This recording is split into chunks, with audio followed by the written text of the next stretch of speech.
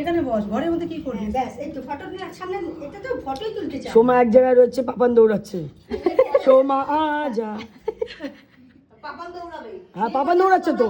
না ও দৌড়াবে না, এটা বাস্তব ঘটনা, বাস্তব ঘটনা তুলে ধরছি।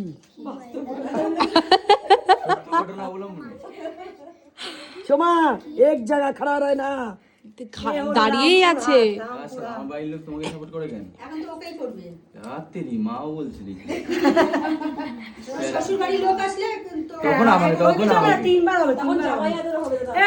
এই দাঁড়া, এই বউ একটু যাও না ওর কাছে। গাড়ি থেকে নামানোর পর থেকে ওই তো বউ নড়েছে, বউ নাড়াচ্ছে। দাঁড়া না একটুখানি দাঁড়া, তো চলেছে। তিনবার তো করতে হবে। হ্যাঁ তিন। হ্যাঁ পায়ে গেছে রে পাপান।